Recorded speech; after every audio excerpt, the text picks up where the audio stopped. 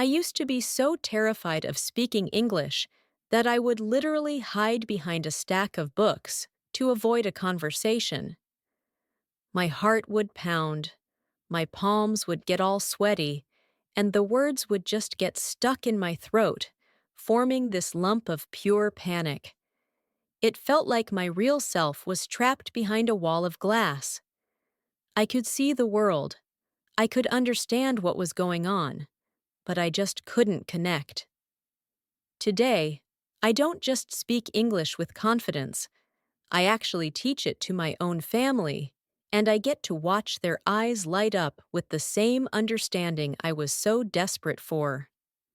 In this video, I'm going to share the exact, honest, and sometimes painful journey I took to go from that quiet, scared person to a confident speaker so you can do it too. Have you ever been in a room full of people, everyone laughing and talking, and you're the only one who's silent? Not because you have nothing to say, but because your brain is running 1,000 worst-case scenarios. What if I mess this up? What if they laugh at my accent? What if they just stare at me? That was my life, every single day. Just a silent performance of nodding and smiling. So, this isn't just a story about learning a language. It's about reclaiming your voice from the fear that's holding it hostage. And I promise you, by the end of this, you'll have a map to find your own.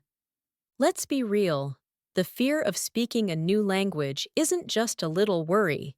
It's a physical, all-consuming monster. For me, I eventually found a name for it online: xenoglossophobia. It's a term for the fear of speaking foreign languages. I'm not sure how official it is, but just knowing it had a name made me feel a little less alone, even if it didn't make the feeling go away. My fear made no sense. I was a good student.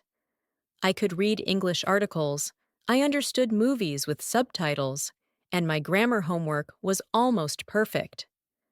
I had all this knowledge, but it was locked away. The second a real-life conversation started, my brain would just short circuit. It's something psychologists talk about, how anxiety can literally block the parts of your brain you need for speaking. It's a fight or flight response, and my brain treated ordering a coffee like I was staring down a tiger. I have this one memory just burned into my mind. I was at a work function, a pretty casual get-together. Someone I really admired, a senior manager, walked up to me and asked a simple question. "So, where are you from? I'd love to hear about it." My heart started hammering against my ribs. My face got hot. I opened my mouth, and what came out was just a jumbled, mumbled mess. I couldn't find the simple words for my own hometown. He just smiled politely and moved on. But for me, it felt like the world had ended. I spent the rest of the night hiding in a corner, staring into my drink, feeling like a complete failure. Making one mistake felt like the end of the world. This is the reality of language anxiety. It's not just about the language. It's this deep-seated fear of being judged, of being seen as less intelligent, of not belonging. I was so afraid of people thinking I was stupid that I chose to be invisible instead. I'd sit in meetings, just praying no one would ask for my opinion. I had ideas, good ones, I think, but they died in my throat. I was a ghost in my own life, just haunting the edges of conversations I desperately wanted to join. Living that way is exhausting. The constant mental gymnastics, the strategic ducking and diving to avoid people, the shame that hits you after a fumbled interaction. It's a full-time job, and it has a real cost. This fear doesn't just hold you back in conversations, it holds you back in life. Professionally, I was completely stuck. I saw colleagues with less experience, but more confidence, get opportunities that just sailed right past me. I knew that to move up, I had to share my ideas, to debate, to connect with our international clients. But I couldn't. My silence was read as a lack of ambition, or worse, a lack of intelligence. The promotions went to the people who could speak up, and I stayed right where I was, trapped in a junior role with my potential sealed behind my lips. Socially, I was incredibly isolated. Getting invited to parties or gatherings would fill me with dread.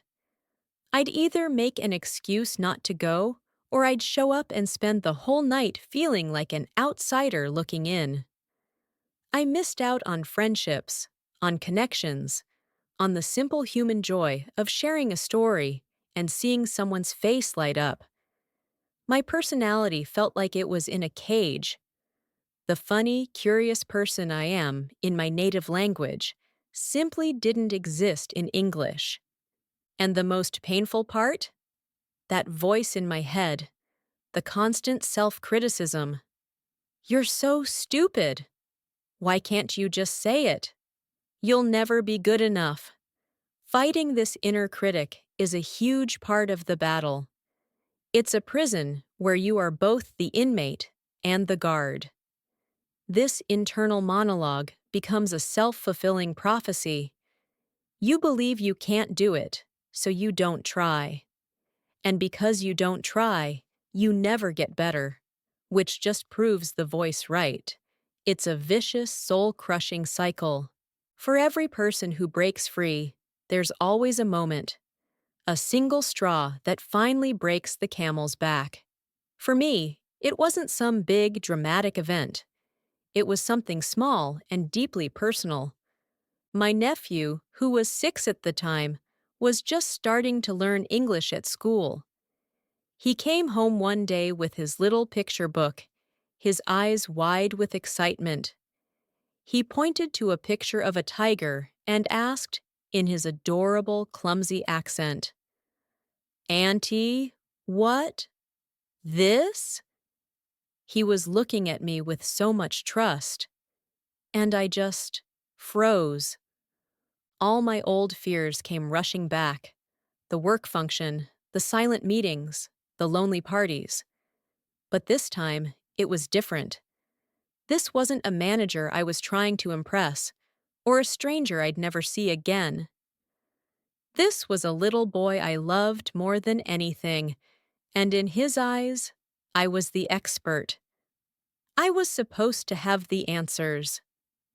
I managed to choke out the word tiger, but the shame I felt was overwhelming.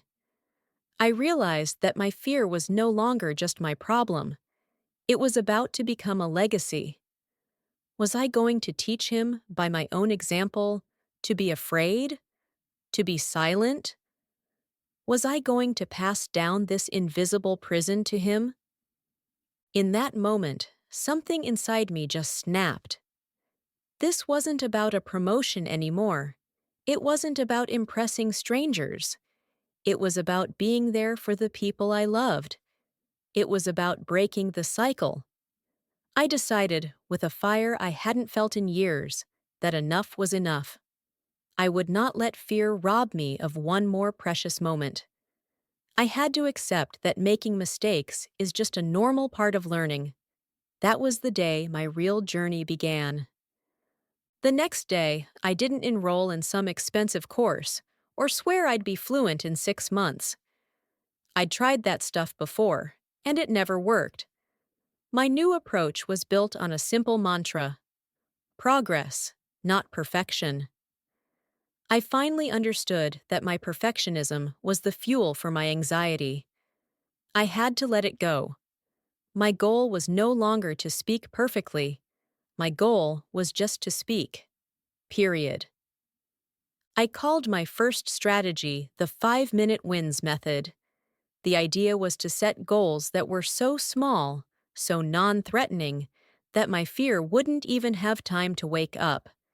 Because regular practice, even for just a few minutes, is everything. Here's exactly what I did. Every morning, before I even checked my phone, I set a timer for 5 minutes. My only job was to speak English out loud. At first, it was incredibly awkward. I started by just describing my room. This is a white wall.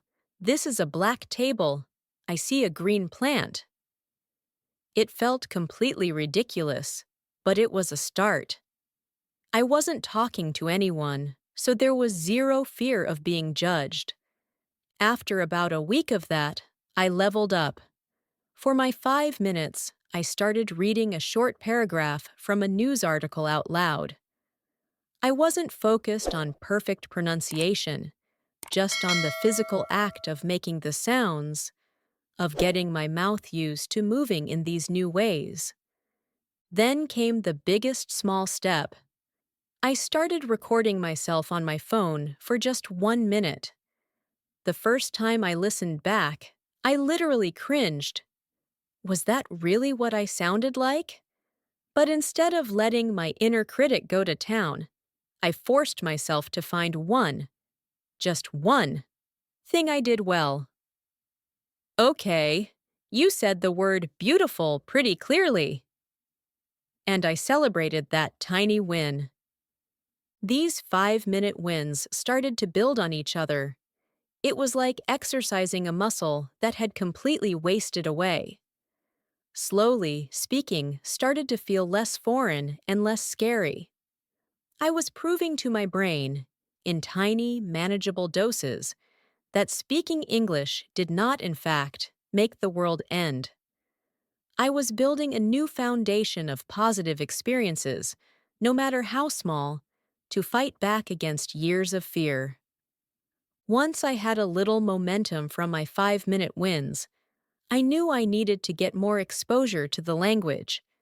But the idea of full immersion, like moving to another country, just wasn't possible. So, I created what I call my immersion bubble right at home. The goal was to surround myself with English in a way that felt fun, not like a chore. The key was simple: change the language of things I was already doing. This wasn't about adding more study time, it was about transforming my existing habits. First, my phone, my laptop, all my social media apps, I switched them all to English. Seeing stuff I was already familiar with in a new language was a great, low-stress way to learn. Second, I changed my entertainment diet. I love watching shows to relax. So instead of watching them dubbed, I started watching the original English versions. At first, I used subtitles in my own language. Then, after a few weeks, I switched to English subtitles. And finally, the big day came when I tried watching with no subtitles at all. The first show I tried was a simple sitcom. I probably only understood 70% of the dialogue, but I could follow the story from the context and the acting. That felt like a superpower.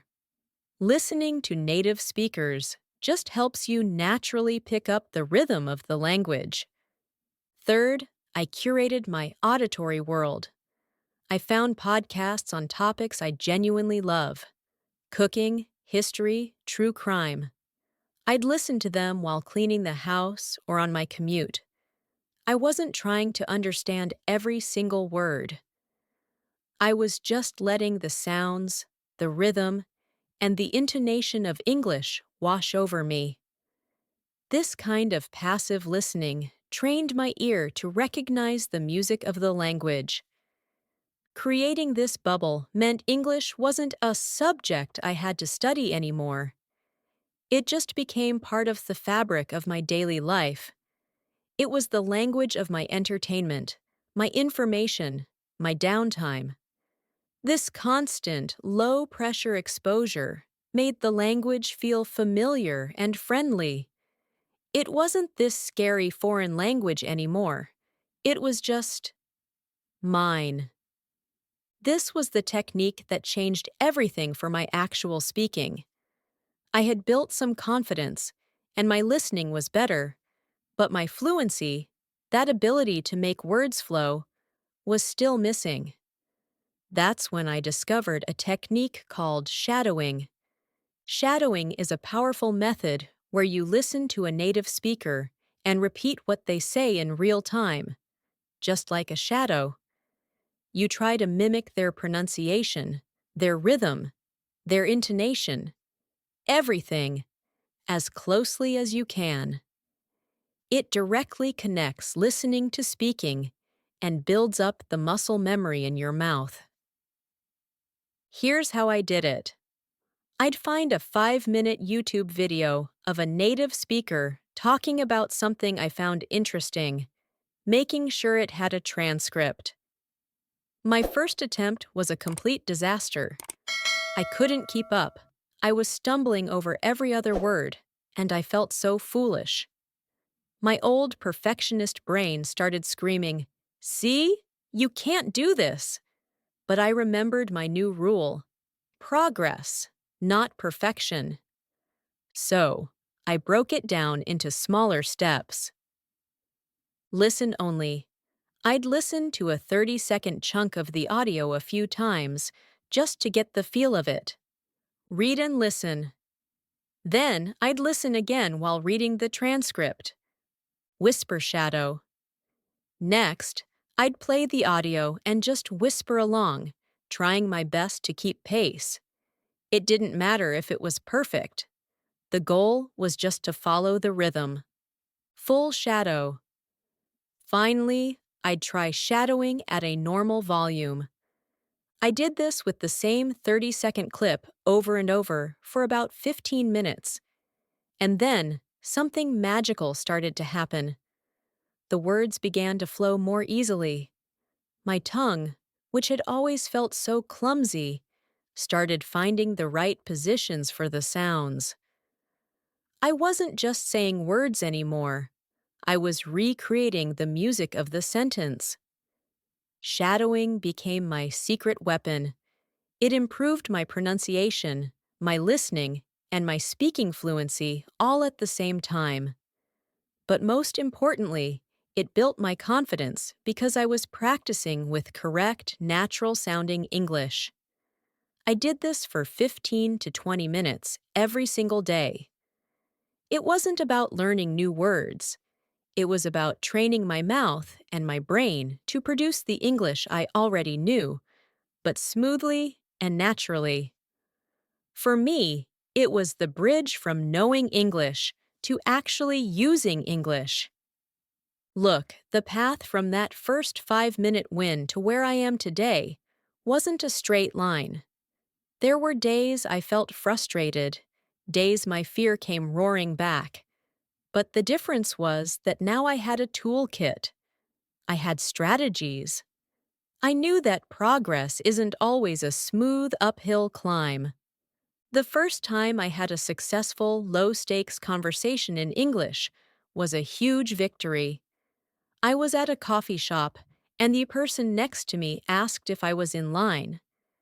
Instead of just nodding, I took a deep breath and said, "No, go ahead. I'm still deciding." He smiled, said thanks, and that was it. The world didn't end. Nobody laughed. It was just a normal, human interaction. I felt like I had climbed Mount Everest. From there, the small wins got bigger. I started joining online communities for my hobbies. I answered a question in a work meeting. I gave a tourist directions. Each successful interaction was another brick in my wall of confidence. And that brings me to today. The quiet, scared woman who used to hide behind books now has conversations in English every single day. I watch movies without any subtitles, and I actually enjoy them. I lead meetings at work. But the most meaningful change, the one that still brings tears to my eyes, is what happens at my family's dinner table. My nephew is 8 now, and we practice his English together. I explain grammar to him, we read stories, and we laugh at our funny pronunciation mistakes. I'm giving him the gift I never had, a safe space to learn, where mistakes are celebrated as proof that you're trying. I'm not just his auntie anymore. I'm his first English teacher. The fear that once defined me has been transformed into a tool for connection and for love. My journey wasn't about finding some magic trick. It was about understanding that confidence isn't something you have, it's something you build. You build it with every 5-minute practice, every awkward conversation, every shadowed sentence, and every mistake you choose to learn from instead of fear. The person you are when you're silent is not the real you. The real you has ideas, jokes, and stories to share. Your voice is in there, just waiting for you to give it permission to come out. It's not about waiting until you're perfect. It's about starting now, starting small, and being brave enough to be imperfect. My journey started with a promise to a 6-year-old, but it ended with me reclaiming myself. And you can do the exact same thing. So, I want to ask you, what is the number one thing you're afraid of when it comes to speaking English? Let's bring that fear out into the open. Share it in the comments below. You'll be surprised how many people feel the exact same way. Admitting the fear is the first step to conquering it. If this story resonated with you, please subscribe and join our community of brave learners. We are all in this together, from quiet to confident. You absolutely got this.